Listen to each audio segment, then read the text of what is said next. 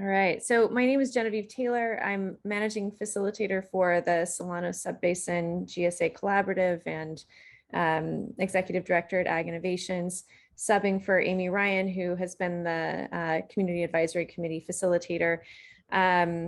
Just really so glad to have all of you here. Your input is really important to making this groundwater sustainability plan the best that it can be, and for ensuring that we have a good understanding of what is being seen around the Solano Subbasin. So many thanks that you're here. I just wanted to talk a little bit about what we're heading into for today. So today we have, let's see, we are working on the Community Advisory Committee, and what we'd like to do is to understand the final results of the groundwater modeling, including projected groundwater supplies under climate change scenarios, to the extent that it'll support informed comments on Section 5 of the draft GSP. So we really want to make sure you have the information that you need and your questions answered so that you can leave a comment with us about Section 5 of the GSP, which is coming out shortly. We also are looking at reviewing quantitative sustainable management criteria. This is one of the key parts of the groundwater sustainability plan. And we'd like to get your input and perspective regarding implementation of on-farm projects and management actions, building on the presentations from the August virtual town hall. So there's a few things to keep in mind as we're doing this. One thing is, let's see, so we have a number of, we have a number of different presentations. There'll be moments for Q&A, so we'll open it up and do a little bit of Q&A during each one of these pieces. The chat is also an excellent way to get your questions answered, and especially for observers. We'd really, encourage all of you, and including observers, to put your questions in the chat, and we'll do our best to get them answered now. And if we can't, we'll let you know. And if there's any follow-up, we'll let you know. Also, at the end, we do have some time for observer reflections and questions. But what we noticed today is that there's quite a few observers. And as we have time, we'll invite observers to join. There's a couple of moments where we'll actually there's at least one moment where we'll send observers into breakout rooms. And we really appreciate all of you making space for the Community Advisory Committee members to be able to speak and connect. And then if there's time, to add your thoughts or questions then. So just really honoring the focus of this meeting, which is to get the input from our Community Advisory Committee members. A few other things to make the most of our time together. Today is all about groundwater sustainability planning and the development of the GSP. And what that means is that, if you have questions about other things, you're welcome to answer them or ask them. We may not have the answers to them because they may not be what our focus is. And we would hope that your comments would really focus on the questions that we're asking in support of the groundwater sustainability plan. We also hope that you'll be able to stay present. And certainly if you could, especially for our CAC members, if you could make sure your cell phones are, silent and you're able to be with us today, that would be fantastic. All of the good things that we know about how good groups work: listen generously, speak candidly and concisely, and of course, ask lots of questions. We've really appreciated your questions, and in a way, they are a form of input themselves. So do feel free again. Let's see. I think that's what I have for the moment. We're going to head out into breakout groups in just a second. But Susanna or Lupe, is there any other logistical piece before we get started? Breakout groups for our project team are optional for this first round of check-ins. If you'd like to join, please join. You'll also get an invite, but it is optional for our project team. Great. Yes, and I'll just say again, we're going to be heading into a great conversation with Vicky from Ludorf and Scalmanini, who's the lead of the technical team here. So that's where a lot of our conversation will be today with. But before we get started there, what we wanted to do was create a little bit of time for especially the Community Advisory Committee members to check in about a few things that they learned from the virtual town hall. And, thinking, as Herb was just doing, about who do we really need to be reaching out to about the groundwater sustainability plan as we're moving forward. So we're going to go. Yeah, we are going to go ahead and do that. So Lupe, is there anything else that you'd say about breakout groups? You'll be receiving just a notification to go into breakout groups shortly. And yeah, if we have any announcements, we'll broadcast them in the breakout groups, but I am all set to send you on to breakout groups. Great. And the questions, just to be clear, they're the ones you just posted in the chat here? Yes. Okay, great. Right. So let me just say one more time, we have 2 questions. If you went to the virtual town hall, what was a takeaway that you think would be important for others to know? And we are getting ready for a final review of the groundwater sustainability plan, and who in your community do you hope would take a look at this? So what groups or places should we try to get to over the next while as a committee in order to make sure that everyone's getting their input in? So welcome back. That's always a fun process of going into a room and then getting whisked back out.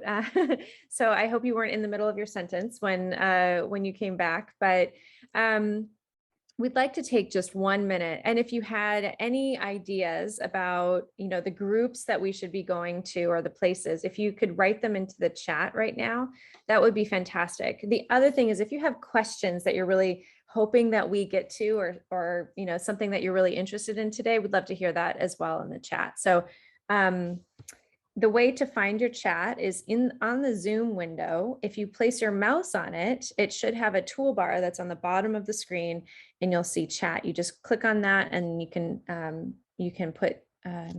write in the chat there.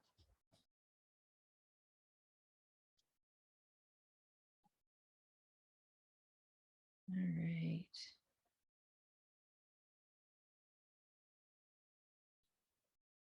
And if there's anyone who wants to speak rather than chat, that would be fine too. Anyone have any other thoughts? We heard a couple of great ideas. Go to the Farm Bureau, go to Puda Creek Council. Great. Rural Vacaville Preservation Alliance. Excellent. Thanks, Roberta.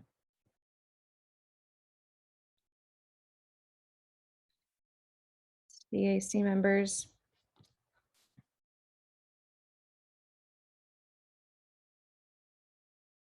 All right. I don't know if Elizabeth Fry is there or not, but there's also, I put in the chat, Pleasance Valley Ag Association, and they just broke off, and now we're also part of a new Fire Safe Council. Ah, interesting. Okay, that's great. Thanks, Roberta.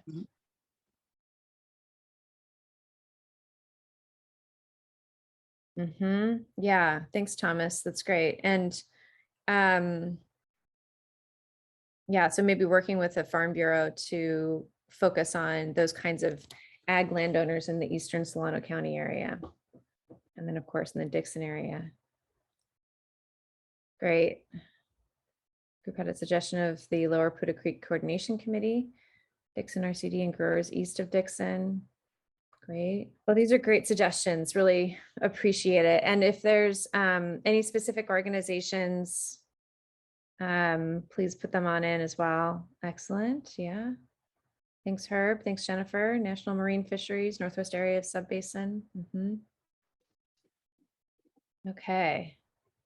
Yeah, I know that we do have some residents, observers on today in our breakout room from the Northwest area who watched the last virtual town hall and then are now joining the CAC as observers today. And so I appreciate, Herb, your particular focus on that. And I know that the community network there, it'd be great to spread the word about reviewing the GSP as these sections are coming out. Yeah, and in fact, Susanna, maybe you want to, if you don't mind, why don't you put your email into the chat, and that way, if there's anyone who's interested specifically in the Northwest area, you can email Susanna and let her know of your interest. That would be great to know. Yeah, great. Great idea. All right. So we'll keep going via chat. I'll just point out that Nick or Chris, there's a question from Susan Gosling about metering wells. So that when you have a moment, if you wanted to respond to that, then that would be great. So we're going to go ahead then and get started on our presentation. And again, I'll just point out, we've got several people from our project team. Our project team is, composed both of the technical team, who's actually putting together the technical aspects and drafting the GSP itself and then also we have community engagement team members. So we've got along with Ag Innovations, Local Government Commission, and the Freshwater Trust that we work with on the community engagement team. So you might see some of us. Yep, that's Deanna putting on her camera right now to say hi. So that's all of the project team. We're very glad to have some time with all of you today.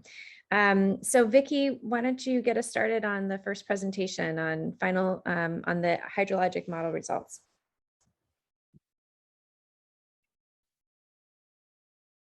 Oh, and Vicki, I think you might be muted.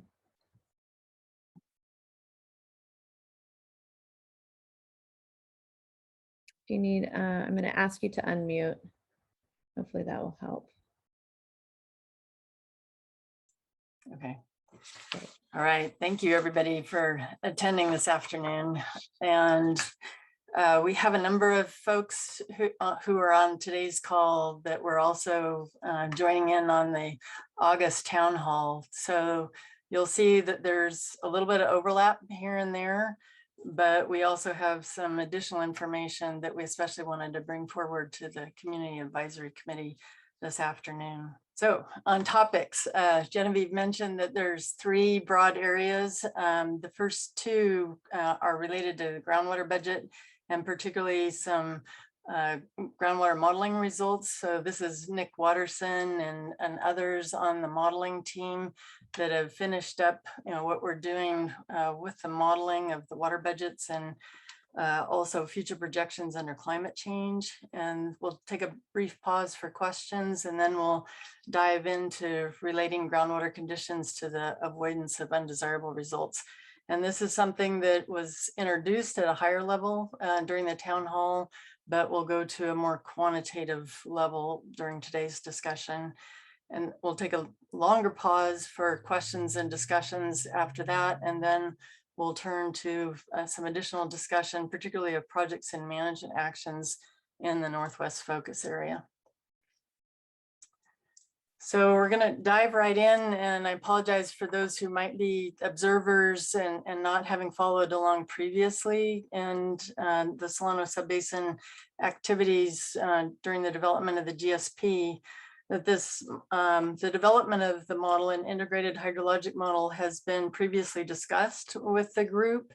And it is a tool that we've essentially SGMA and the GSP regulations require, unless some other kind of tool that's of comparable utility can be developed. But the integrated hydrologic model is the tool that we focused on. It's particularly important for the development of water budgets. It tries to represent, a very complex system, does the best that we're able to, within a numerical platform. But there's always going to be some uncertainty, and future data collection and further understanding of conditions will help refine the tool. In the meantime, we're using it to develop the historical and current and future water budgets and inform also decision-making about the monitoring networks, and including establishing the sustainable management criteria that we'll talk about this afternoon.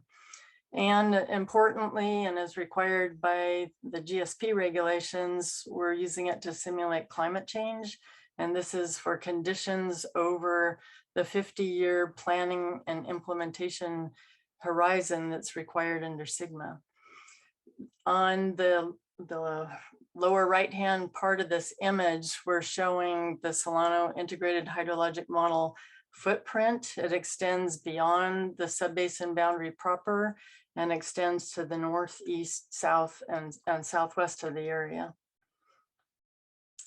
So turning to water budget information, one of the things that we started with was looking at the annual historical water budget. And previously, there are several meetings that focused on the preliminary surface water budget. And this was referred to as the surface water system. So essentially the land surface through the root zone and what goes on nearer to the land surface. But today we're going to be looking at the whole system, and the schematic on this slide encapsulates both the surface water and groundwater systems, so flow into and out of the groundwater system. And we do this as an accounting for the overall subbasin water budget. And as part of this, we're looking at a number of different inflow components, including precipitation, surface water and groundwater applied to the land surface as part of irrigation practices, stream flow and runoff coming into the subbasin and providing water that infiltrates into the subsurface, groundwater flowing into the subbasin from the hillsides or even more so from the adjacent subbasins. And then we are interested in outflows, including evapotranspiration, stream flow leaving the subbasin, and also groundwater flowing out of the subbasin to other subbasins. We're especially interested in the interconnectivity between surface water and groundwater systems. And this includes where surface water can percolate into the subsurface and recharge groundwater. And we're also especially focused on where groundwater discharges into stream systems and provides a component of the overall flow that's in the stream system. So we look at all of these inflows and the outflows, and we take those inflows and subtract how much is going out of the system to compute the amount still remaining in reserve. And we refer to this as the change in groundwater storage. So on this slide, we're summarizing some key components of the water budget. And these are shown as average annual volumes over this historical period from 1991 to 2018. One of the largest inflows to the subbasin that we're showing is the deep percolation of 205,000 acre feet per year, and the largest outflow being groundwater extractions of about 181,000 acre feet per year. There's small inflows from the uplands area. There's some net stream seepage, meaning the net of what's going both in and out of the stream system. And there's a fair amount going in subsurface groundwater flow, leaving the basin to the adjacent basins. Overall, we're seeing a positive change in groundwater storage of about 2,900 acre feet per year. So when we look at this in another type of view of the water budget components, and this is showing on an annual basis what's happening with all these different components of the water budget. The inflows to the basin are on the upper part of this graph. So the blues and particularly the oranges that are representing the deep percolation inflow components, and then the outflows being shown as the negative numbers, those which are leaving the subbasin. And overall, we're seeing year-to-year comparability of these inflows and outflows with some variations during the wetter years and the drier years. And then as we look at the dashed line, that's showing the cumulative change in groundwater storage, which at the end of the historical period on the far right side of this graph, there's a positive change in storage occurring. In other words, cumulatively, we're showing that the inflows are greater than the outflows, and there's a positive change, an increase in groundwater storage overall up to this period. So as we look ahead to the future and what's required under SGMA for that 50-year look ahead, we're looking at 2022 to 2072. And this includes looking at future land use changes and also climate considerations.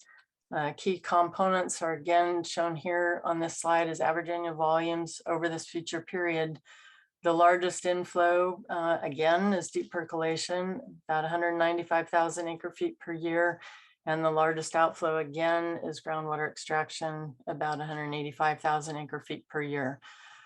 We recognize the land use through conversations with the Solano Collaborative and the GSAs and various input from the GSA members.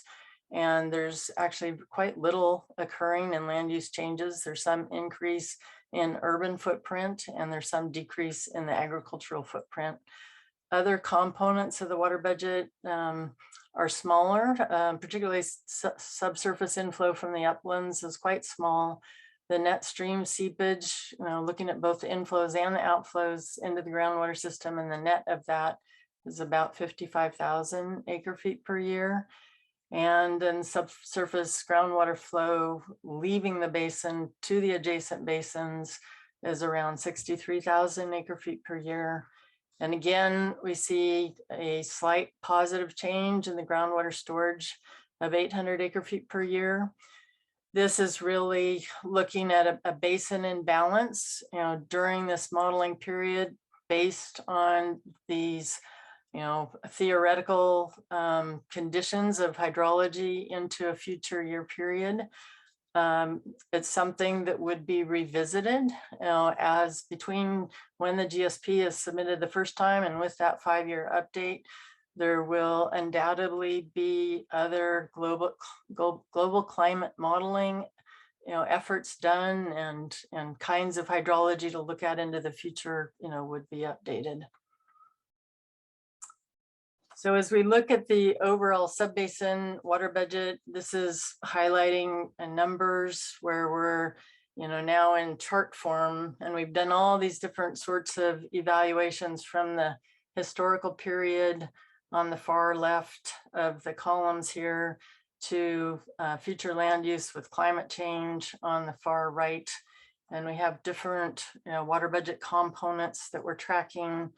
The stream seepage projected to substantially increase in the future by about 40,000 acre feet per year. And deep percolation is projected to decrease somewhat, not a lot, but about 12,000 acre feet per year. Sorry.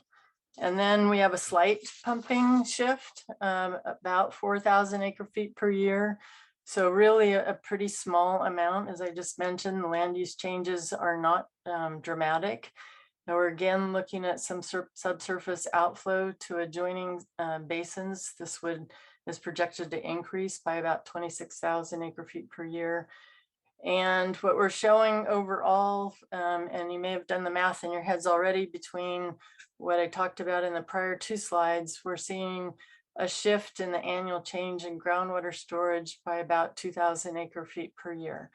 So it's not a lot, and this is all based on a lot of assumptions, but it's certainly something to keep on our radar and plan for in terms of projects and management actions, and what kinds of things can be put in place in the nearer term and the longer term in order to maintain sustainability. So we're going to switch gears a tiny bit here and then talk about the Northwest focus area. This slide is comparing the difference between groundwater levels in spring 1988 and spring 2018. And we do this to look at bookends of the period and what is occurring by way of differences over this 30-year period. And we see that much of the subbasin has shown little change or even some increases where we see the light tans to the purple coloring. But there is an area, particularly in the northwest portion of the subbasin, that's highlighted in that medium brown color, and that's showing a decrease in groundwater levels. So that's something that we're going to talk about on a few occasions today during the presentation.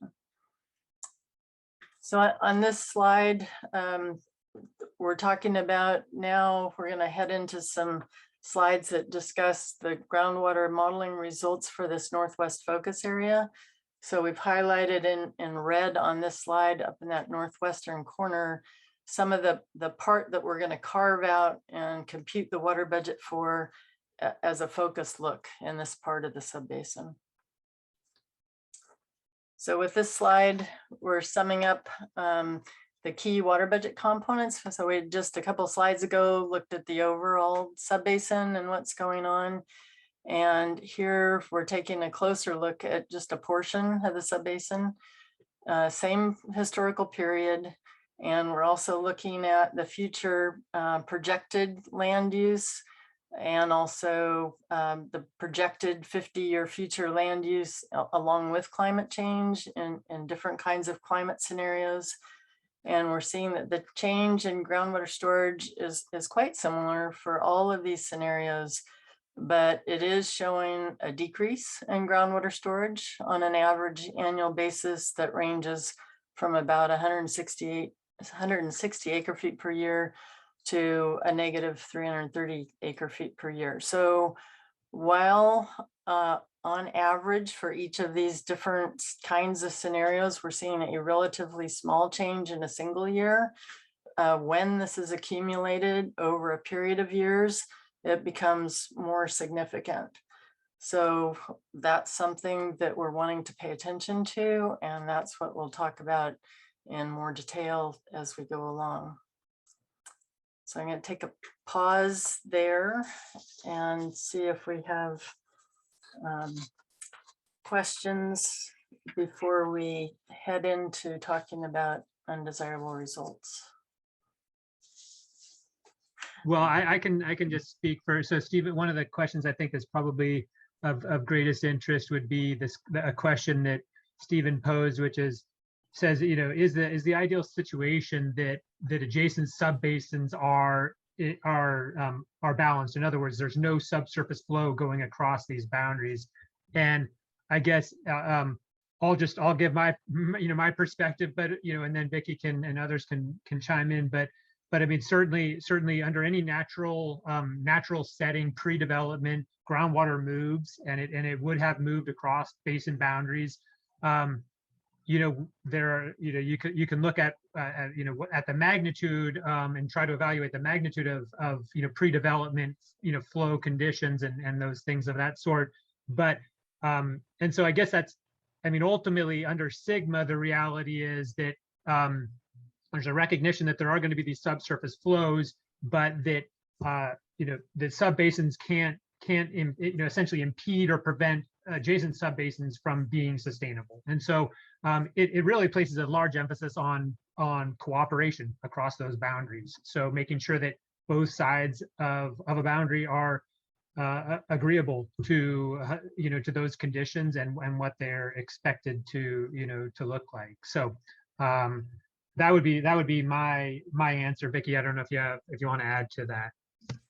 And you covered it really well. I think one of the key things we are looking at when talking about the next thing that we're going to dive into for sustainable management criteria is ensuring that we're not creating conditions in the Solano Subbasin that significantly change those flows at the boundaries that, as Nick just mentioned, would then change, the ability of the adjoining subbasins to remain sustainable.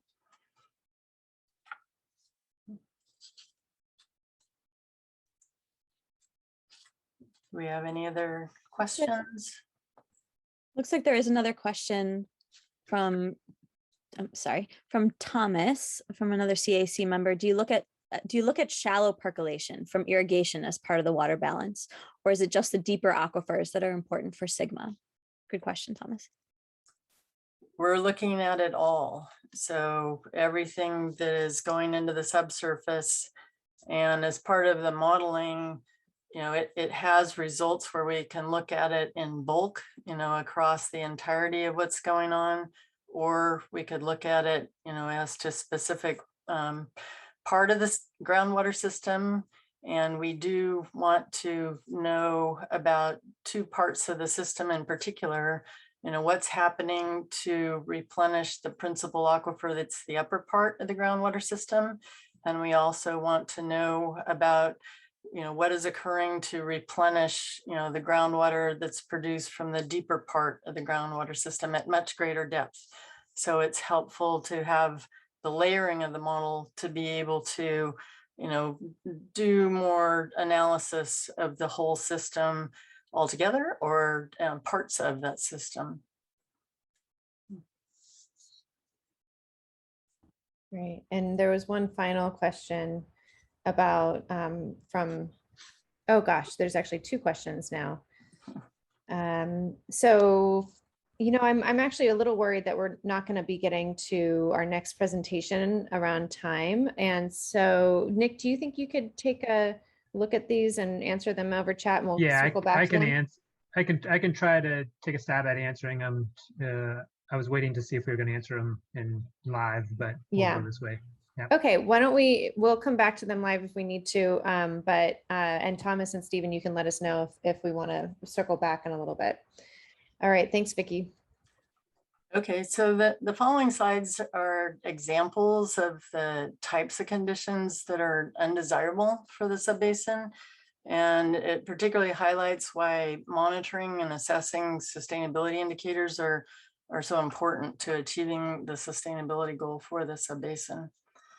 So as we look here, first a pyramid, and this is from DWR slides, thanks to Bill Brewster and maybe others prior to Bill Brewster, but I think it has a good illustration of the way Sigma has a lot of different terms and jargon, and I've already been using the Sigma, a lot. So we have the Sustainable Groundwater Management Act, the sustainability goal. That's a key term being met when the basin is managed within its sustainable yield through the implementation of the plan that we're in the process of developing.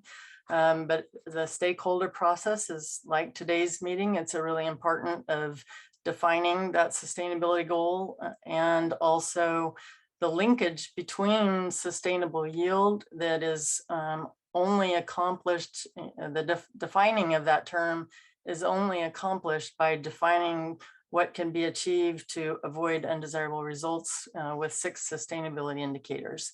And we've talked about this previously, but very briefly, we have the lowering of groundwater levels, the reduction of groundwater storage, seawater intrusion, which we're not seeing applicable here, and followed by degraded groundwater quality. So anything related to salinity within the southern part of the subbasin as a result of surface water flows in the delta, we're taking that under the umbrella of looking to avoid degraded groundwater quality. And then the avoidance of land subsidence and also the avoidance of stream flow depletion as a result of groundwater extraction. So previously, for those who have followed in prior meetings, we've talked about the overall conditions within the Solano Subbasin and summarized a current status or health of groundwater conditions in the subbasin. And each of the sustainability indicators is generally on the good subbasin scale. It is recognized, though, that there are some local areas like the northwestern area that we've touched on in the last set of slides that needs attention. And there's also areas where pre-existing groundwater quality conditions that are not the role of the GSAs to correct. However, future groundwater management actions can't contribute to groundwater quality degradation. And it's also recognized that additional data and monitoring as the GSP is implemented, that all of that will further inform the understanding of groundwater conditions and what choices are best implemented for future groundwater management actions.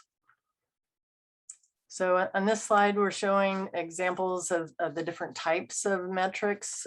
These are quantitative metrics to be implemented for each of the sustainability indicators, and these include measurable objectives and also minimum thresholds. Minimum thresholds include those metrics that we don't want to be exceeded in order to avoid undesirable results. And for measurable objectives, that's more a measure, a quantification of what we're trying to do to maintain or improve groundwater conditions that would achieve the overall goal of sustainability for the basin.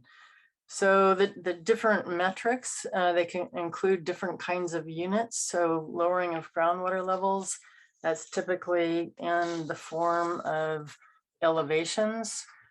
For reduction of groundwater storage, that is typically as a volume. We are going to talk, though, about some proxy metrics that can be used, and that's an example of one of them where we will be looking at elevations or levels as a substitute or proxy for a volume. Seawater intrusion, we're saying that's not applicable. We're putting that under the umbrella of the degraded water quality. With degraded water quality, this is as a concentration and a change in that concentration.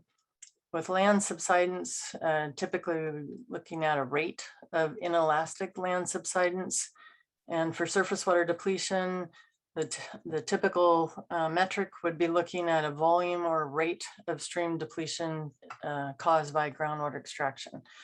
So in the next slides, we're going to walk through each of the 5 out of the 6 sustainability indicators, so not seawater intrusion.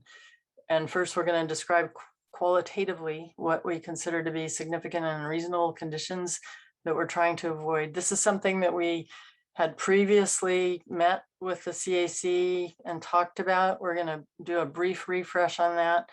And then today we're going to add, so what is the effect that we're trying to avoid? Who would be affected, if the undesirable result were to occur? And we're trying to look at what are these quantitative metrics that are being proposed and used in order to avoid undesirable results, and how would these be measured? So starting with chronic lowering of groundwater levels, these would become significant and reasonable if the conditions in the subbasin result in prolonged year-to-year reductions below levels that have been recorded historically.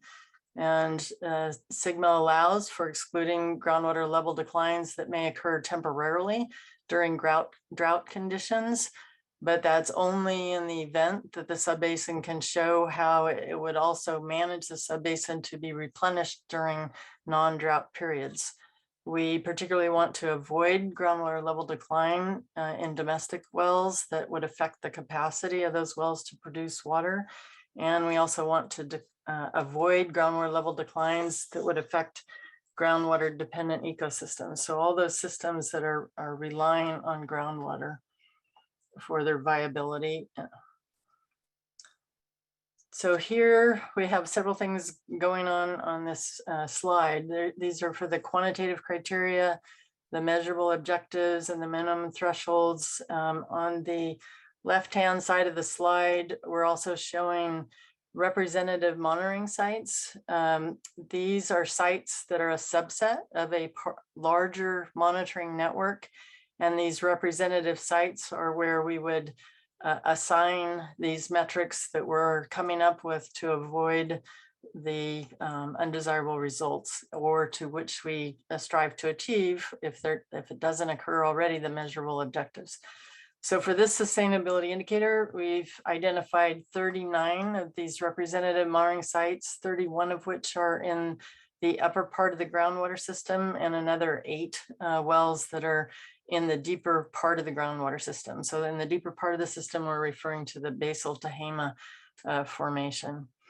These locations have been selected based on a combination of a number of things, including groundwater use, historical groundwater conditions, the density of domestic wells, the locations of disadvantaged communities, and the distribution of groundwater dependent ecosystems.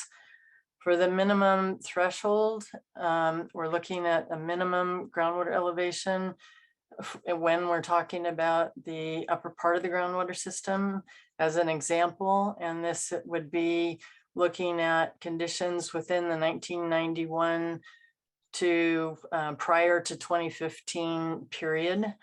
And we're proposing these as a level that still is protective of domestic wells and wells that are in disadvantaged communities, that is based on an analysis of known well depths in the vicinity of the represented monitoring wells that we've selected. For the measurable objective, as shown on the hydrograph on the right-hand side of the image, shows that minimum threshold in the red dashed line. That's the level below which we're not wanting to see groundwater levels dip below. And then the other green dashed line is the measurable objective, where we're considering a range of operations during different kinds of water year types associated with what we've seen in historical fluctuations, and it's a recommended average groundwater elevation to maintain as possible. So as we move to the next sustainability indicator on the reduction in groundwater storage, this would become significant and unreasonable if groundwater conditions result in reductions in groundwater storage that exceed the subbasin's sustainable yield. And as I mentioned, all of these are sort of integrated in that definition. We need to identify what we're trying to avoid, and that helps define the sustainable yield. And therefore, we're also trying not to exceed the sustainable yield when we have any kind of reduction of groundwater that's in storage that can be used for operations, but not overused for operations within the subbasin. This particular indicator we're seeing is very similar to chronic groundwater level decline, where we want to avoid groundwater level declines in domestic wells so that it would affect the capacity of those wells to produce water. And again, we also want to avoid groundwater level decline or a change in groundwater storage that would affect groundwater dependent ecosystems. So as we look at historical conditions over a long period, we've seen general stability in the subbasin with the exception of the northwest area that we talked about. And because of this, the sustainability indicator we're seeing is strongly linked to what we've defined for the groundwater level decline indicator. And we're using groundwater levels to compute the change in groundwater storage volume as a result of the use of the levels to compute the groundwater storage. A similar approach is then used to establish the quantitative criteria here as well. And this is how it is that we're using groundwater levels as a proxy. So we're using the same representative monitoring site wells as we did with the groundwater level decline indicator. And the minimum threshold here would be the same as for the chronic groundwater level decline indicator. I didn't mention previously, but for both of these, the undesirable results would be when we've looked at 30% of the representative monitoring site wells that have levels below minimum thresholds for 2 consecutive years of measurement. So not a whole long time. We're using the 30% to define somewhat larger area within the subbasin so that it doesn't hinge on what is occurring at only one well in one location, a very local instance that can be addressed locally. We're looking at what's occurring more on an overall subbasin basis. For land subsidence, we're looking at what would constitute significant and reasonable. Here, this would be if subbasin conditions result in permanent inelastic subsidence to a degree that results in disruption or damage to important public or private infrastructure, roads or bridges, water supply infrastructure. In this case, we would be looking at using continuous global positioning system, satellite data, and other data to determine whether inelastic subsidence is occurring. And we would define metrics that are established to identify potentially significant changes long before an unreasonable condition were to occur. And this is a kind of condition that would be much harder to implement a management action for. So that's why we've defined undesirable results one way, but as we talk about now the metrics, it gets to much in advance measurement to identify if something's going on that we're trying to avoid. So in this case, we're looking at 4 continuous global positioning systems that we're recommending as the representative monitoring sites. And as we're showing in the center, the image in the center of this slide, these data are collected essentially continuously at these stations. 3 of these stations are located in areas where most of the pumping in the subbasin occurs, and the 4th location offers a good location for comparison. Satellite remote sensing data, or INSAR, you may have heard that term, can also be used to inform the understanding of land displacement over the broader landscape. So in addition to these 4 specific locations, we'd also be using the INSAR data, over the entirety of much of the Solano Subbasin. As we're showing in the time series plot of these changes in land surface elevation, this is showing that there is a significant seasonal fluctuation that occurs each year from spring to spring. And we're looking at this difference between minimum and maximum values and calculating, what those look like, and then averaging them for all years of record. And in considering all of that, we're looking at the minimum threshold being recommended as an annual vertical displacement rate that then exceeds what we're seeing with that range of yearly fluctuations in vertical displacement. So for example, as shown for the Dixon location in the far north, that would be on the order of about 1/10 of a foot per year would get our attention. So we're showing that on the far right image, and the minimum threshold being that red dashed line. And this is when we would be looking at, just to close that loop, we would be looking at this over a period of 3 consecutive years before we conclude that there's a significant problem going on, because that displacement can change. And we would also be wanting to consider the INSAR data and other data to determine whether or not what we are observing is in fact inelastic land subsidence due to groundwater extraction. So then we turn to degraded water quality, and here we're suggesting this is significant and unreasonable as a result of when basin management or projects and management actions that are under the purview of the groundwater sustainability agencies, and if water quality as a result of those no longer meets state and or federal standards, or it negatively affects the suitability of groundwater for beneficial uses. We essentially want to ensure that groundwater quality doesn't become degraded due to actions by the GSAs. We are looking at baseline water quality that we're establishing in the groundwater sustainability plan. This was a very large technical memorandum that was served up a number of months ago now, the hydrogeologic conceptual model and groundwater conditions. And then there's also a section chapter directly in the GSP about the conditions. We're seeing that there are various areas within the subbasin where water quality is already exceeding a drinking water standard. So those would be treated slightly differently, and I'll come back to that. We're also looking at trigger levels that would be established to where a drinking water standard hasn't been reached yet, and it's something where water quality is good today, and we're trying to avoid the circumstance of drinking water standards being exceeded in the future.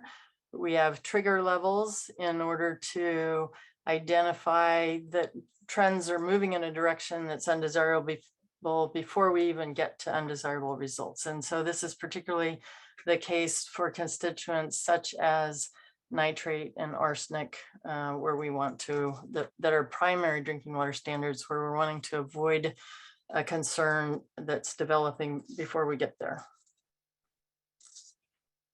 So as we turn to looking at representative monitoring sites, the left-hand image shows where we're honing in on sites and considering where there's proximity to groundwater dependent ecosystems, proximity to remediation sites where there's a high density of domestic or agricultural groundwater users, and proximity to the tidally influenced Sacramento River. So with all those kinds of factors, at hand, and looking at how to select the representative monitoring sites, we are also looking at where data have already been collected at certain of the wells that have been monitored over the years by either individual groundwater sustainability agencies or as part of other programs. That way we already have some kind of record established, and it's easier for us to identify trends sooner than later using that existing record. So we've selected 25 of these representative monitoring sites, including wells at varying depths, 6 in the upper part of the groundwater system, 3 within the basal Tehama formation, and then 16 where at this moment in time we don't have construction information.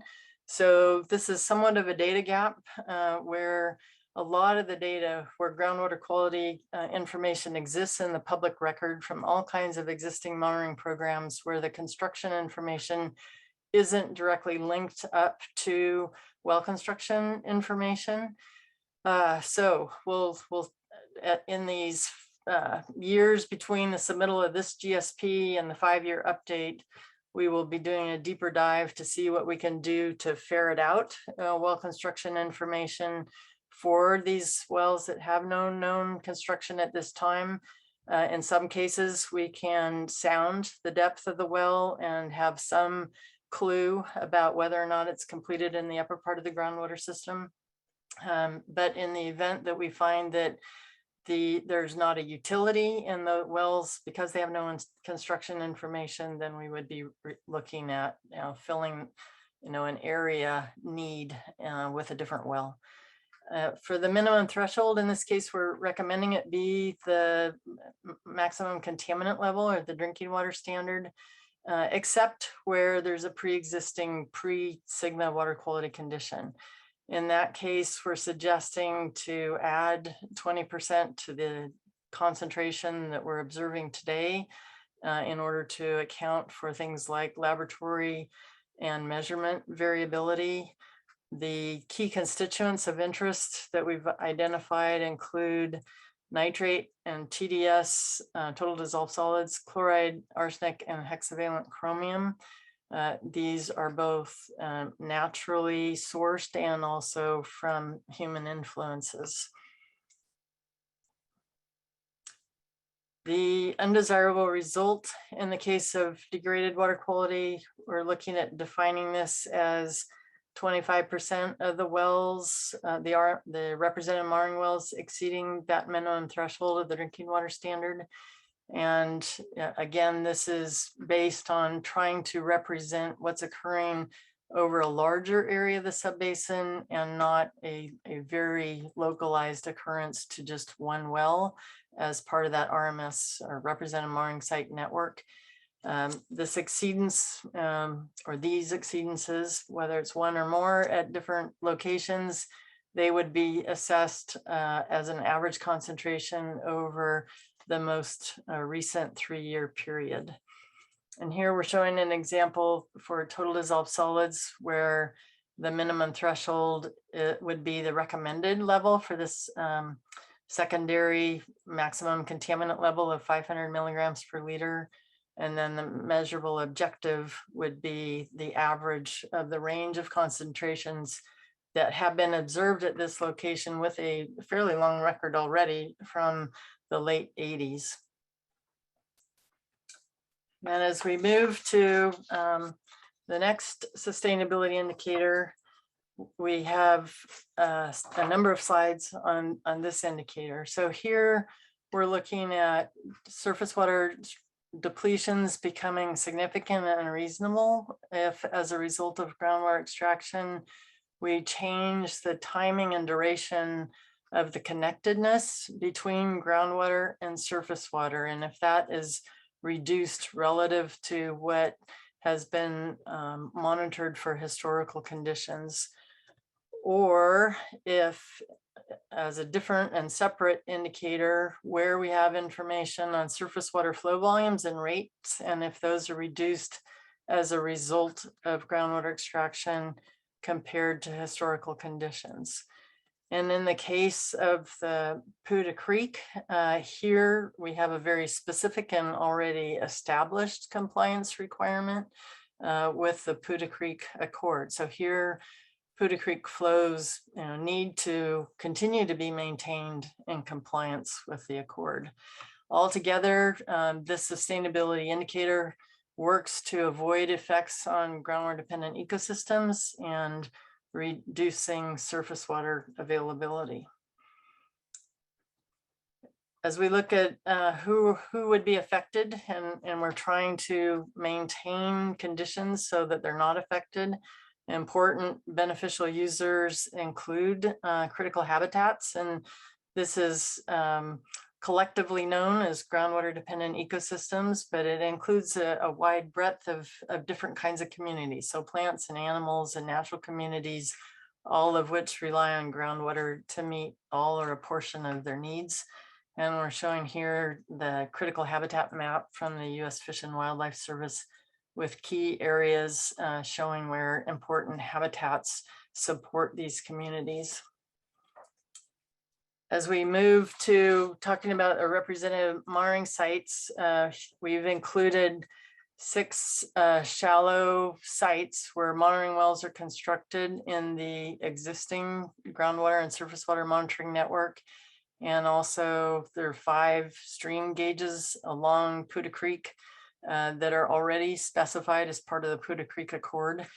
And it's recognized now even that there are data gaps, and we have recommended the 6 additional shallow sites that are in the very near future going to be constructed and added to the groundwater surface water monitoring network. And this is in coordination with DWR as part of the Technical Support Services Program to aid in the construction of really important Sigma ongoing dedicated monitoring network.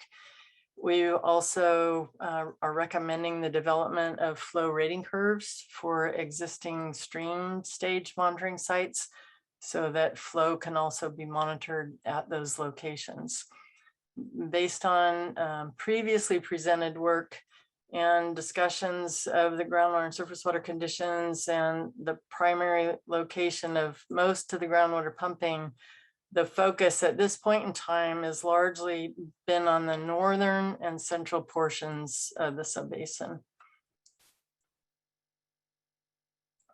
As we look at the minimum threshold for this sustainability indicator, it's really twofold. As I mentioned a moment ago at the Poudre Creek, there really already is an established minimum or compliance requirement that meets the minimum threshold purpose. So it is required to comply with the minimum required flows that are specified in the Poudre Creek Accord. And then for other surface water features, we're suggesting to use the minimum groundwater elevations in our base period before 2015 for wells that are located near groundwater connected waterways. So we're also looking at how to define undesirable results, which again would be twofold. Undesirable result would occur for Poudre Creek if flows are not in compliance with the Accord flow requirements, or for other surface water features, an undesirable result would occur when 30% of the representative monitoring sites, essentially in this case 2 wells, exceed the minimum threshold for 2 consecutive years of measurements. Recognizing that there are these existing, shallow monitoring, groundwater monitoring locations, and also the planned groundwater monitoring locations, and what can be further informed between the initial submittal of the GSP and then the 5-year update.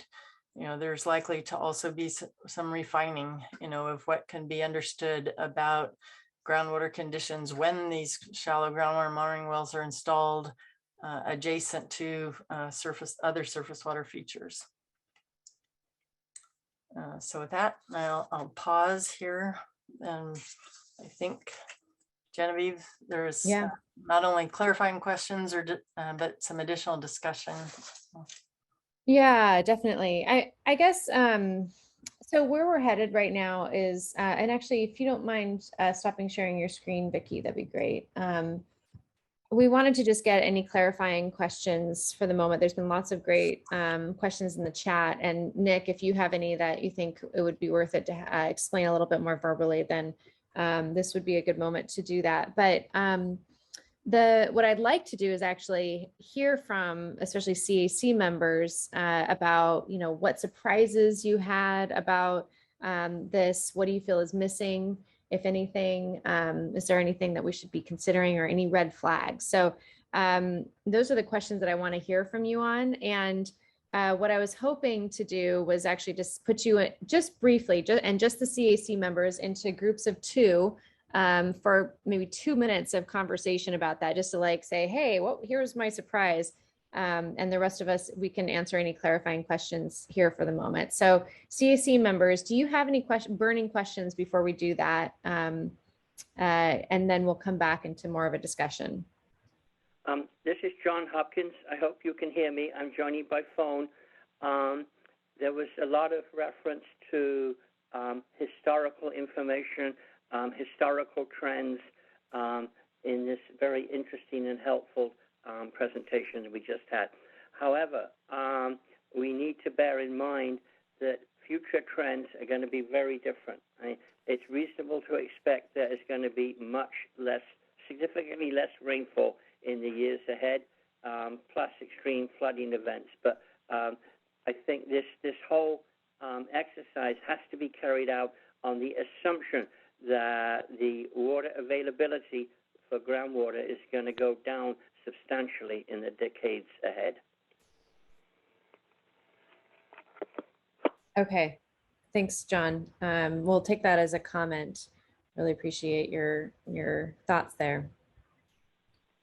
Was there any other burning questions for anyone? I have a question. This is Sarah. Hey, Sarah. I'm trying to think how to phrase this question. So in getting the overview of all of these undesirable results and the minimum threshold requirements, and it seems like the trigger point for a lot of them to be considered an undesirable result is usually like 25 to 30% of our monitoring is below the minimum threshold for a couple of years. And I just want to ask the team, do you feel like those minimum thresholds are set to such a point that, like, I don't know, I'm thinking, you know, if groundwater wells are dry for 2 years and maybe it's just a couple of them, but it doesn't meet that threshold, that still seems like a pretty significant issue that would need to be addressed. So my fear is that, or the question is, do you feel like the thresholds you've selected and the criteria have enough of a buffer that if we are in that situation, we're not seeing significant impacts, even if it's like on a smaller localized scale? And just to say, Sarah, I think it's actually good to state your fear here too, because we want to hear that. And so I'm hearing that your fear is that there might be significant impact with these thresholds that are identified. Yeah, the fear being that it might not be enough of an impact to reach that threshold to be considered an undesirable result, but, you know, say 15% of our wells are, you know, below levels for 2 years, but that's not significant enough to meet the threshold. But like that, for individual landowners or for businesses that rely on it, that could be a huge impact. So the fear being, for things that fall under the threshold but are still significant, how do we address those? Mm-hmm. I have to say I agree, because even if 2 people's wells are out, then where do those people get water? It becomes a significant issue for a homeowner, a landowner, if you can't have water. You know, where do you go next? And and I agree also with John that we really need to have the foresight for the future, because even this year, the weather forecasters are saying this is going to be probably another dry year. So between the fires, which have, you know, devastated our areas with trees, and soil that's hardened, we aren't going to be capturing as much water. If it actually comes, it's going to be flying down down the river and keep on going. So we aren't going to have as much retention.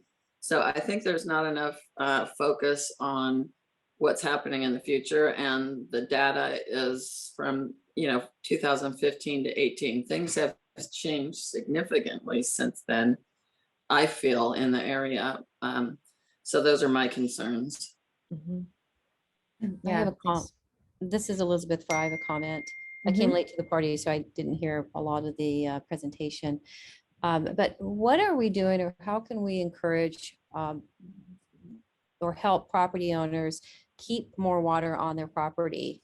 One thing that was brought up at our PVA meeting the other day, when we had a regenerative farm consultant there, she was saying that people that are up in the hills should be trying to slow that water down, and they could do simple things like rock dams, or if it's not too steep, you can, like rip soil so that it'll stay in the soil and not flow up, flow off the soil and taking the soil with it, and also taking all of the water downstream.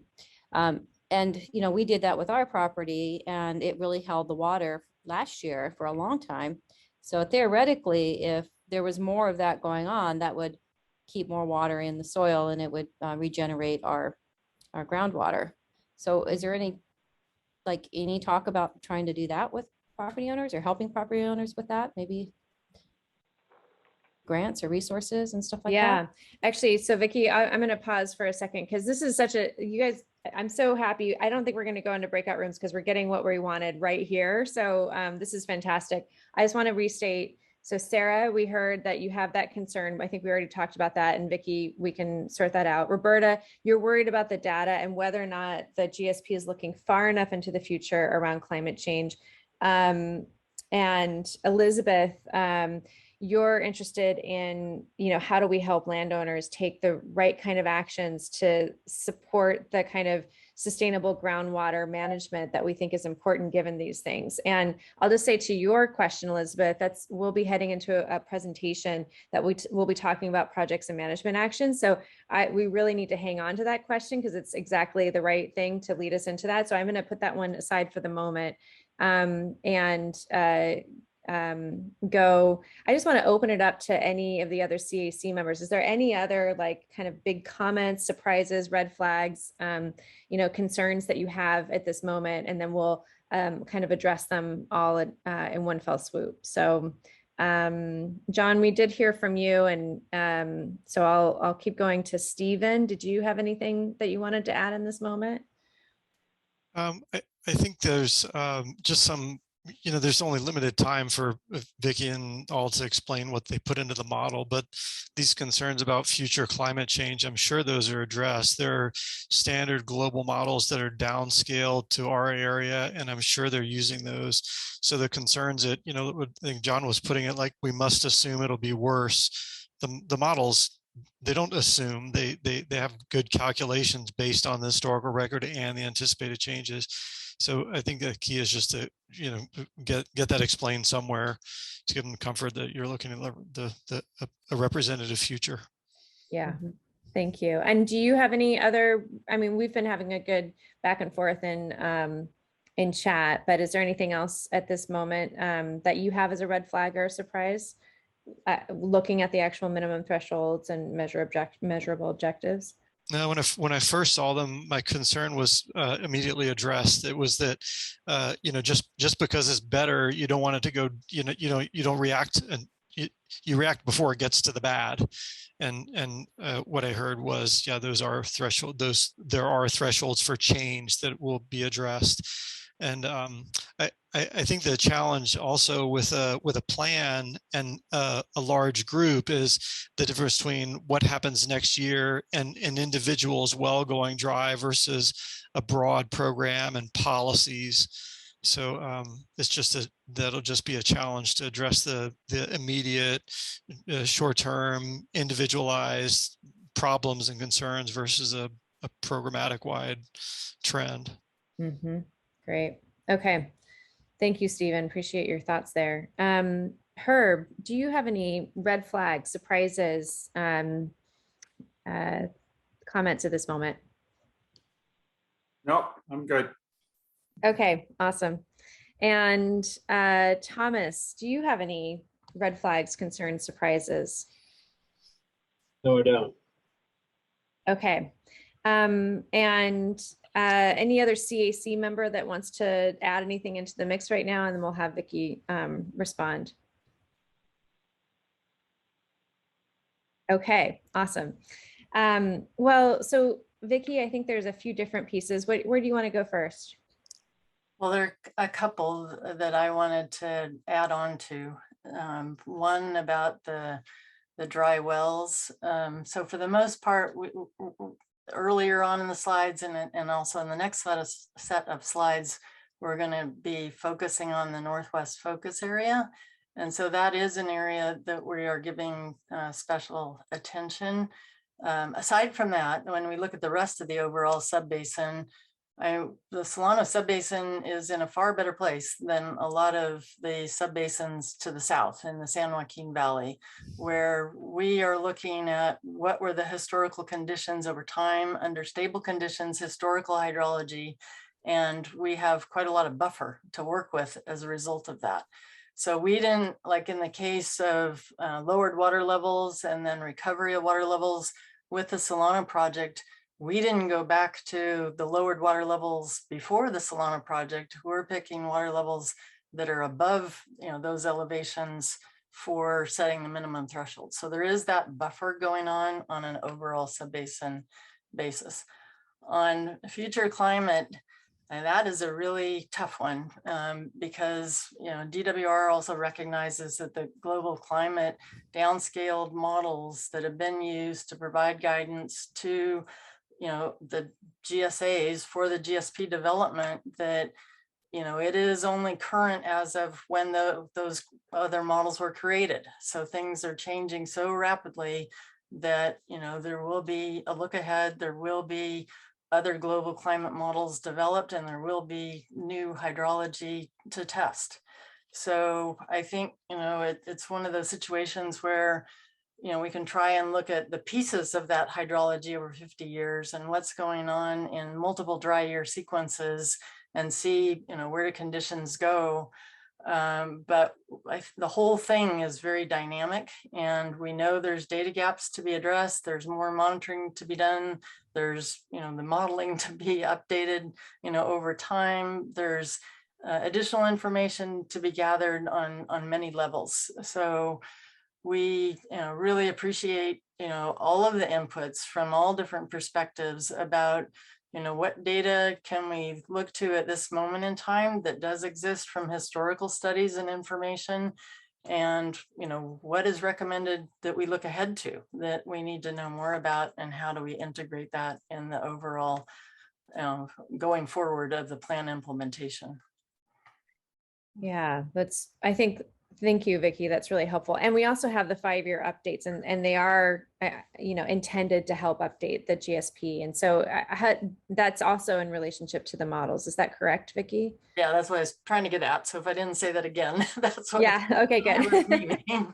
Yeah. Well, and maybe I lost that. So that final question, though, and maybe you addressed this earlier, but just to really put a pin on it, is to speak to Sarah's point about, are the minimum thresholds high enough to refrain from significant impact in these areas that might be affected? And how do you meet that question? So I tried to at least address part of that, concern with what I first mentioned about the Solano Subbasin being in a better place than a lot of other subbasins, and that we weren't looking to lowered water levels pre-Solano project that are a lot lower in many instances for the upper part of the groundwater system than we're observing today. So we are setting those minimum thresholds above what they were historically. We're picking a different historical period, over which is our base period, not historical of all time. So we're hopeful that it won't have that kind of impact because it's given that buffer. Right. So that is more specific to, domestic well users, shallow groundwater wells used for beneficial uses. There is, more uncertainty and less information about where shallow groundwater levels have been historically relative to groundwater independent ecosystems. So there's various information along the Puda Creek corridor. And fortunately, that does have the accord, and it does have specified flow requirements. So there's that protection, already for the flow requirements. However, we're seeing the benefit of having shallow groundwater mooring, Sigma dedicated mooring wells. There's, as many of you know who've listened in previous previous meetings, there's a collaborative project with the University of California at Davis to install monitoring wells on the northwestern portion of the Poudre Creek reach that's near to with the Solano Subbasin boundary. And we're looking at rates of decline in the shallowest part of the system as being another important indicator of how does that affect the rooting depths and the ability of plants, groundwater dependent ecosystems to access that water. We are also coordinating with YOLO Subbasin through the interbasin coordination discussions, and it's going forward. And we appreciate what DWR is listening to about the interest in having a mirror image of monitoring facilities on both sides of the Poudre Creek corridor in order to be able to track fluxes and groundwater connectivity related to both conditions, both on the north side of Poudre Creek and also on the south side of Poudre Creek. Right. So it sounds like in a way the response is we think we set it so that there won't, so that there's a buffer, and that we're doing a ton of monitoring, and there'll be updates over time as well that will help us be more effective. Is that right? Right. Okay, awesome. Well, CAC members, fantastic questions. Thank you. And so we want to take the Elizabeth's question and segue into the projects and management actions so we can follow up on that. We are running a little bit behind time. And so Vicki, I'll let you figure out how to manage that. Maybe don't talk too fast, but All right. Well, so in these next slides, we're going to focus on projects and management actions, and particularly things that we've looked at of interest to the Northwest focus area. But before we get into that, this is just a refresh on, there are a number of requirements spelled out in the Groundwater Sustainability Plan regulations, and these are key to actually achieving the sustainability goal. So we need to describe how these actions would work towards that objective. We also need to describe what's required for any permitting or regulatory processes. We also need to consider when they would be implemented and what kind of timetable. For example, if a recharge project was to be implemented, what might be the lead up time in order to actually get it on the ground and implemented. We also need to describe what benefits are expected to be realized from implementing projects or management actions, if there's any kind of legal authority that may also apply, and an estimated cost. Is this feasible to be done in the subbasin for the objective at hand? And most importantly, in the end, how would one or more of these kinds of things achieve long-term sustainability? So there is a section 8 that is in draft, and we've been receiving some comments from the Solano Collaborative. This is on projects and management actions, and it describes a lot of different things that were put forward from the Solano Collaborative and also the individual GSAs and through the discussions with stakeholders. And then we focused in on a few key of these and described all of those details that I just mentioned. And there's also a couple of actually there's several technical memorandums that go along with that section. One of which is a technical memorandum about the feasibility of recharge in the northern part of the Solano Subbasin. This was done with the support of the Prop 68 grant through DWR to look at that. So that relates a lot to what I'm about to describe. So circling back on our focus area, and we had touched on the change in groundwater level trends over that historical 30-year period. And we're honing in on this Northwest focus area. So in this area, one of the things that we considered was it was an area of interest for examining recharge opportunities. This includes flood flows from creeks in this area, excluding Puda Creek, that may have surplus flows during wet years that could be captured and retained on agricultural lands. Not to say that it can't also be retained on other lands too. One of the things that we're highlighting on this particular slide in the left-hand corner is it's most beneficial if we can look at where the groundwater system is most likely to be able to be replenished. So we're looking at soils and land surface conditions that have physical characteristics that are conducive to recharging the groundwater system. So in this case, green areas show where there's a better opportunity for recharge to occur, and the red areas are showing where there's poorer potential for that recharge to occur. It's also useful as we're looking at these things to consider what are pre-existing conveyance structures. You know, in an agricultural area where Solano Irrigation District moves about, you know, a lot of water, how might those be used in a certain way or delivered to a certain point and then picked up from another point? Ways that can facilitate the ready capture and movement of that surplus stormwater onto the lands that we think are suitable for recharge. Overall, you know, we're seeing a lot of recharge potential in this Northwest focus area. So there are a couple of key projects that we have evaluated in this area. And this slide is highlighting one of the projects that involves diversion of storm flows from west side streams for on-farm stormwater capture. And we're looking at, in this case, it would be wanting to identify fields that are optimal for recharge purposes. So that includes the type of land use. What are the results of looking at all the physical characteristics that are conducive to recharge, and the diversion locations.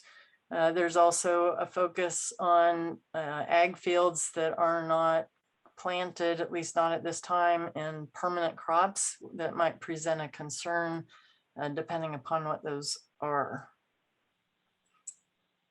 And this slide, we're looking at another type of project, and this is all in that upper Northwest area that's colored there. So in the yellow locations or yellow elements, this is where we're looking at trying to capture runoff from fields, rainfall runoff, and keep it on those fields. So this has been coined as part of some work by the Freshwater Trust as rainfall managed recharge, or RAINMAR is the term.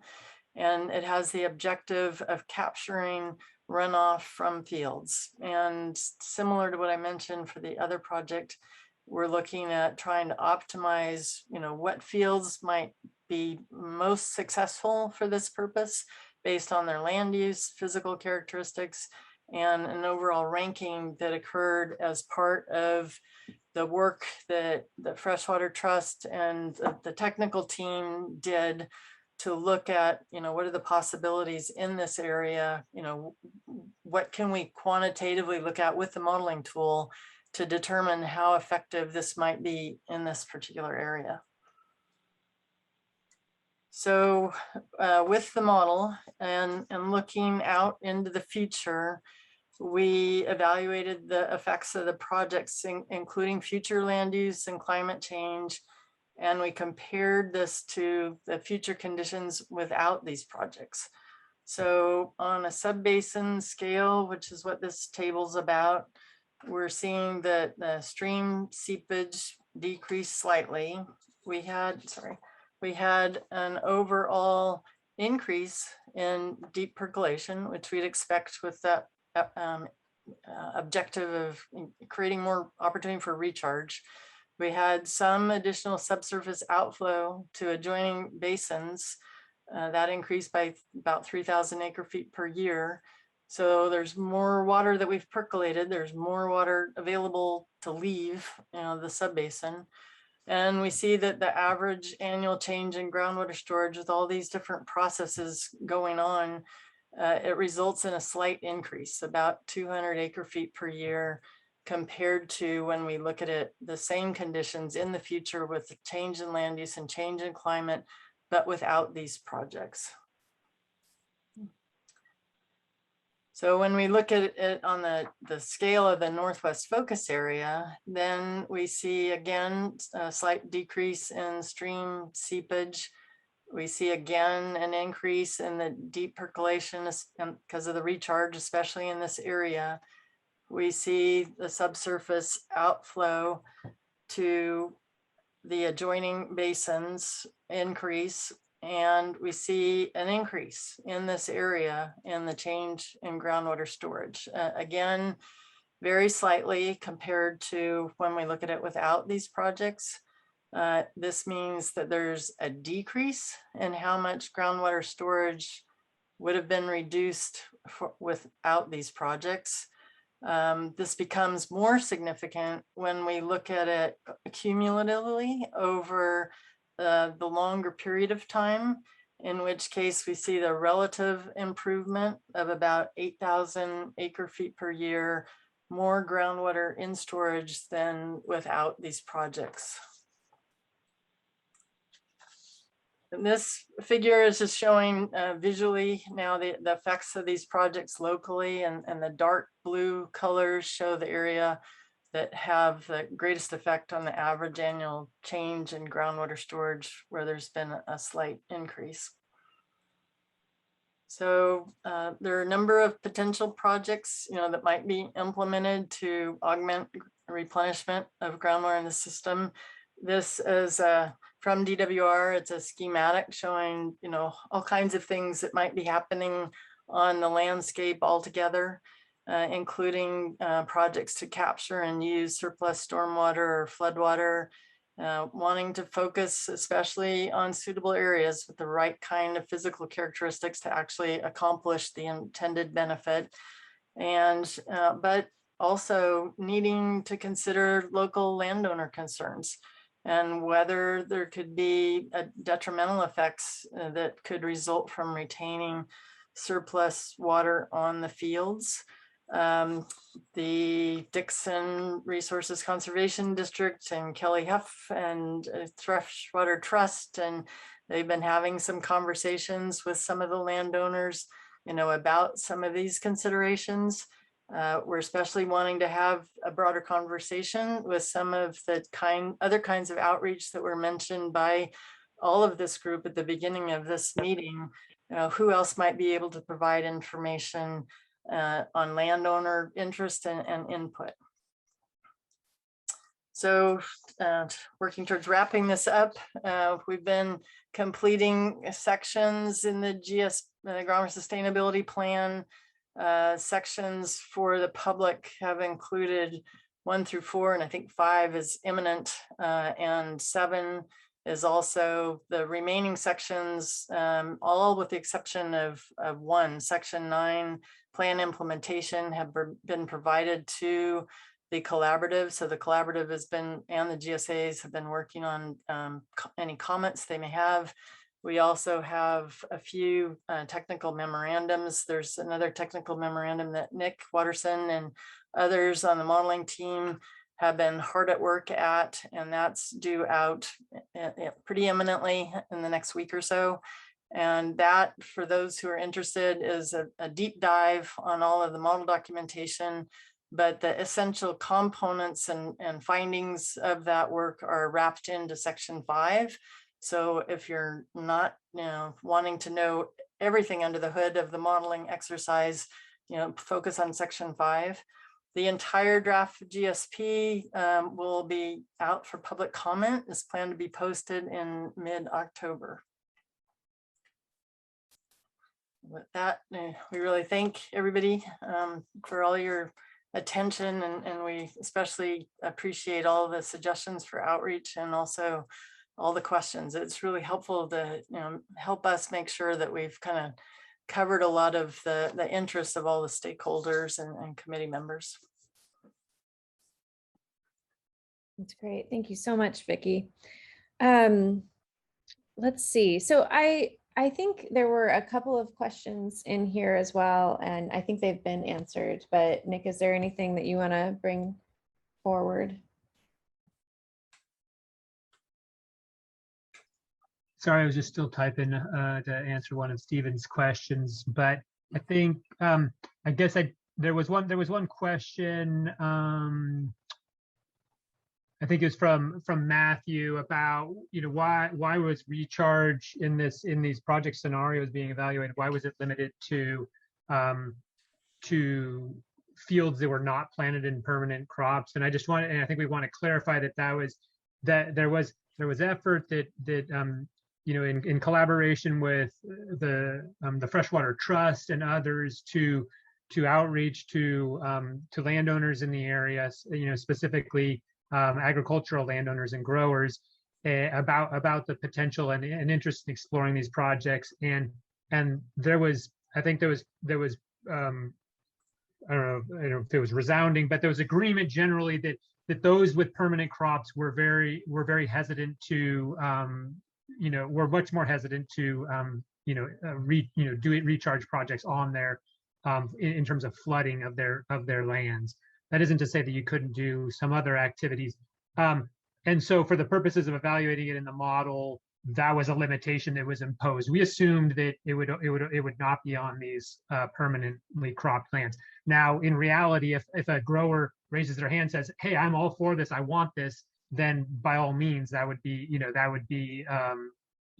considered, recognizing that if it was a benefit to the basin and whatnot. So that was, but it was just sort of an assumption that was brought to the modeling approach, recognizing the feedback that we were hearing from landowners. Great, so awesome. I think that was one. There was I think actually, Nick, let me open it up because I think that was a good one to take on verbally because it was nuanced for sure. One other just theme, and maybe Vicky, do you mind stopping sharing your screen? But one other theme was, what is the impact and how do you work with individual groundwater users who might be experiencing impacts that aren't experienced by the rest of the region? And I think what I've heard you say, Vicky, in the past, and what we've talked about is that Sigma is really, it is a regional program. And so it's meant for the entire Solano Subbasin. But what would you say to that question? So I think right now we're just testing, what could be looked at in a focused way and have a better idea of the net benefit, but it could certainly be broadened. One of the things, that is of interest going forward and piggybacking on what has been done with this technical memorandum that hasn't been released yet, but is a product of the Prop 68 work to look at the feasibility of recharge in the northern Solano Subbasin area, is to broaden that activity and look at, even broader benefits. But we wanted to be able to tease out, by looking very focused at this area, what's going on. Yeah, got it. Well, I want to add something else into the mix right now around projects and management actions. And first of all, we only have a couple more minutes. I hope I'm showing the virtual town hall recap right now. Yeah, okay, great. So at the virtual town hall, we asked the question, are you interested in participating in either recharge and stormwater conservation or capture, and then conservation practices like irrigation efficiency? And we heard from the group that 72% of those who were there, and we had, I think it was around 100 public participants were interested in recharge and stormwater capture, and then 60% were interested in irrigation efficiency practices. So it was quite a large group. And what I'd love to do right now is open it up to, actually CAC members, what I'd love to do is, are you surprised, is ask you by chat, are you surprised by that? Do you think that there is interest in recharge and conservation practices based on what you're seeing in your neighborhoods and your communities, like in the places that you are? Do you think there's a strong interest, or do you think there's questions and hesitancies?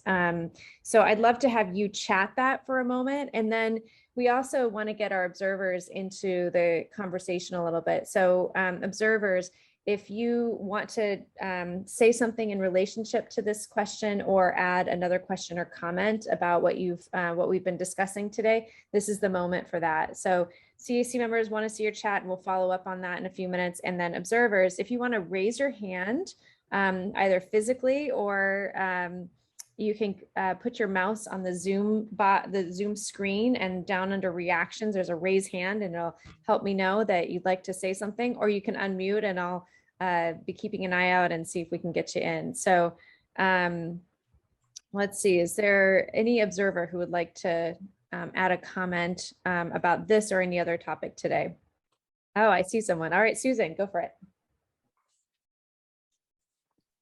Okay, can you hear me? I can. Okay, so I'm the person who was interested in whether we'll have metered wells as domestic households. I think I'm hearing that could possibly come in the future. Is that something you're talking about when you talk about the efficiency, the question you just asked? About efficiency. Yeah, we're speaking, and you've got a domestic well. You're not using it for agriculture. Is that right, Susan? That's correct. Okay. So what I think I saw in the chat is that you'd be considered a de minimis user, which is like a small enough user that most likely there wouldn't be metering. I'm pretty sure that's what I saw in the chat. Nick, did I capture that correctly?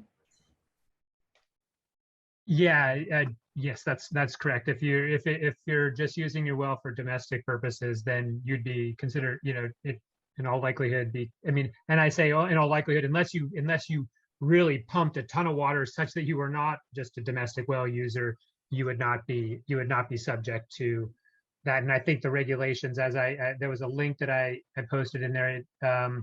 It may even suggest something that I wasn't aware, that it may even prohibit GSAs from requiring meters on domestic wells. Oh, that sounds good. Okay, I think the point is that there certainly is no intent in doing that, regardless. Okay, great. Thank you. Yeah. Thanks, Susan. Someone else? Any of the other observers want to chime in with a question or comment or a response about, how interested you think people in your neighborhood are in recharge or irrigation efficiency?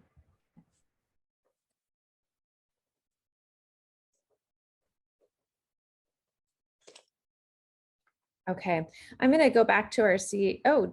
Federica, did you have a comment? Yeah, I think that a lot of people in my neighborhood, we're in the northwestern area. Those of us who are outside of town and have a little bit more space and acreage would be very interested in some recharge projects, maybe some catchment basins, if there was some help to build them so that the water could be collected during rain years to recharge the aquifer. I know a lot of people around here, and our terrain is a little bit, it's set up for that because it's not all flat. And so it'd be easy to move a little bit of dirt and create these little catchment areas. So just a comment that the people just south of Poudre Creek, south and west of Winters, probably would like to participate anywhere between like 505 and Pleasance Valley Road. Great, excellent. And are those are larger parcels? Is that kind of that's more of a rural area? Yeah. Yeah, I think the parcels are between 2 and ag 20 or ag 40. So we've got, 60, 80 acre parcels down to rural residential of 2 or, 5 acre parcels. Great. But I think people would be very interested. Do you mind if we? Part of our areas flood anyway during heavy rain years. So it could actually help, because sometimes our driveway floods and we can't get in or out for 8 hours. And so having little catchment ponds that, would hold the water would probably be even more useful to us. So. Great. Awesome. And, we are hoping to just capture names of folks that are maybe interested in continuing the conversation. So if you're interested, you can chat Susanna, maybe Susanna will chat you, and we'll just check it out offline. So thank you, Federica. I really appreciate it. Any other observer want to chime in? All right. So when I'm looking at the chat, I see that there's some variation. There's actually several that are saying that there is interest, but there would need to be support and cost, and the cost of that. And then there's at least one who's saying that they're not seeing a lot of interest in their area. I want to start with and so let's see, that was maybe Stephen, I think. Stephen, if you'd be willing to speak to just what you're seeing so that we can just hear what some of the concerns are or the questions that might be had. If you're open to that, that would be great. Yeah, no, I'm just thinking residential communities, right? Not rural farmers like Federica was talking about. Yeah, okay. So maybe more residential, not so interested, but more rural. That makes sense. Residentials, look, the people are interested in like xeriscaping. I know the Solano County Water Agency has some programs and others to encourage that and help subsidize changing over yards and things like that. But that's a different scale than what we're talking about, I think. Right. Okay, great. And then I saw, let's see, Roberta, I think I'm seeing some comments from you, and Herb, I also see some comments from you. So Roberta, did you want to add anything about what you're seeing? At this point, I'm agreeing with what they're saying for the last two speakers, because in English Hills, I think we're in my short little areas, 5-acre parcels, 10-acre parcels, a couple 2.5-acre parcels. And I think people would be interested in water projects to preserve the water. I have actually, the far back side of my 5 acres has a depression, which when it does rain holds water, and it does percolate down over time. So by the end of winter, it's pretty much gone. And so I always try to keep it cleared out so that it doesn't have a problem with water not being able to get through.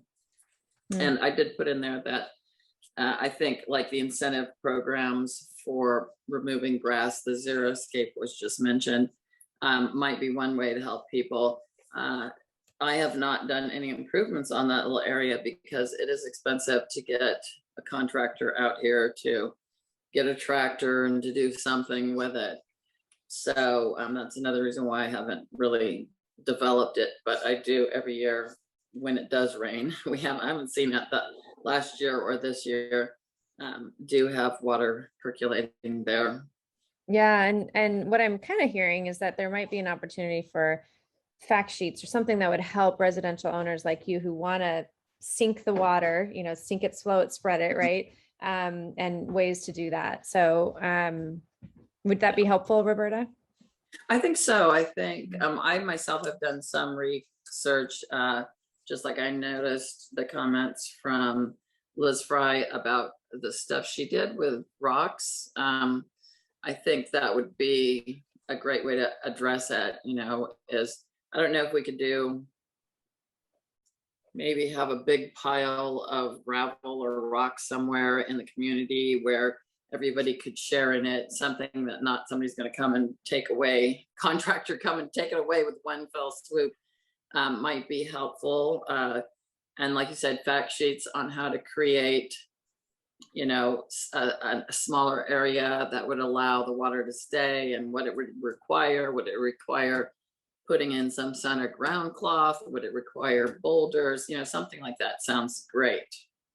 Great. Thanks, Roberta. Sure. Awesome. And Herb, did you want to add anything? Well, I wrote in the chat that I think that my exposure to people since coming here 15 years ago is that a lot of people talk about it all the time. How come we're not building more dams and capturing and storing more water. And of course, those are perhaps on a statewide scale, but given our situation here in the Northwest segment, the question would be, well, why can't we do something more locally?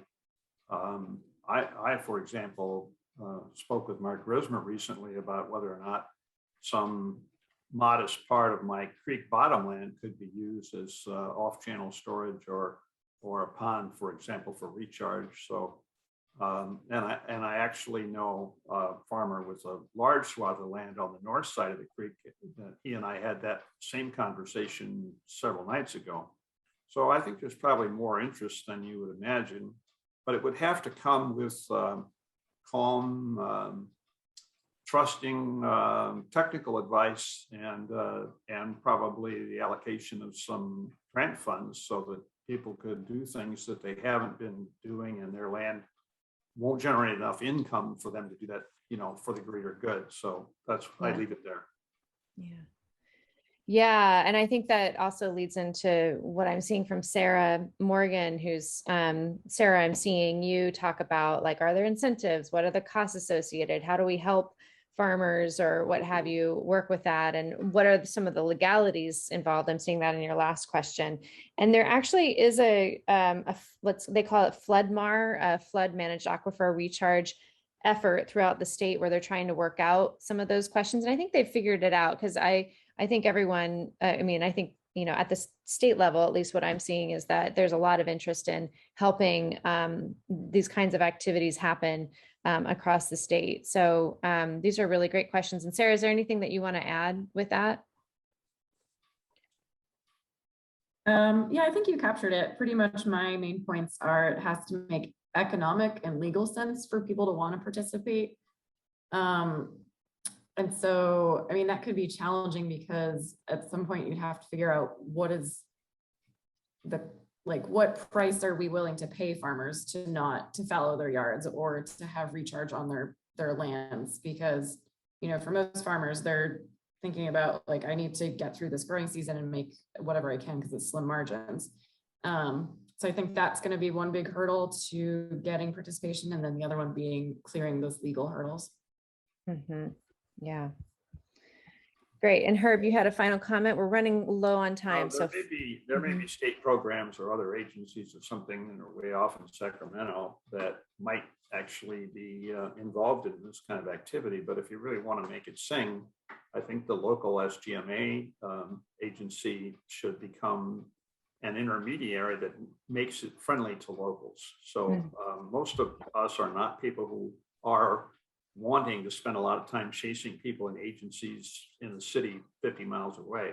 So I think if you wanted to really make this work, you'd have to use the SGMA local agency to make it friendly for people here. That's very true. I really appreciate that. And that kind of input, like those really direct comments that you and Sarah and Roberta and Elizabeth, like, those are really helpful for us. We're taking those in and saying, okay, this is what we're hearing from the CAC. So just really want to appreciate all of what you're thinking. And if you have other comments like that, anyone here as an observer or CAC members, like, I really want this message to get across, we'd be very happy to stay on for a little bit and make sure we capture that, or you can send us an email with that and we'd be glad to have that too. We are in our final minute. So in our final minute, I would like to really invite all of you to do a few things. So one is to take a moment to offer your feedback on this meeting. Lupe is going to put something into the chat and we'll send it out as well, just to let us know how this meeting went. Your feedback really helps. We really listen. It's actually part of our community engagement plan to listen to the feedback that we get. So really appreciate that. Comment on GSP sections 5, 6, 8, and 9. So there's a few GSP sections that are coming out fairly soon, and we'd love to have your input. On October 15th, our plan is, if all goes well, to release the full GSP. And so that we'd really like to have your comments on that. Finally, the November 9th is our virtual town hall. And so that'll be in the midst of the final GSP is out for review from for all of you and in the public. And so that'll be a moment to really answer questions and also to hear input. We'd really love to have the CAC there, and everyone who is here today we'd love to have you. And then our final CAC meeting will actually be in January. You've all been with us through thick and thin over the last, I guess, year and a half. And we want to talk about how we implement, talk about what the major messages were of the GSP, and celebrate a little bit, the hard work that all of you have put into making sure that we're really hearing the community in this GSP. So Amy is, will continue on as the facilitator. And so you can email her with any questions about any of that. And if you have any final comments, we'll be staying on, and you're welcome to stay and chat with us for a few minutes. All right, everyone, take care. It's been a terrific conversation. So appreciate all your time and great insight.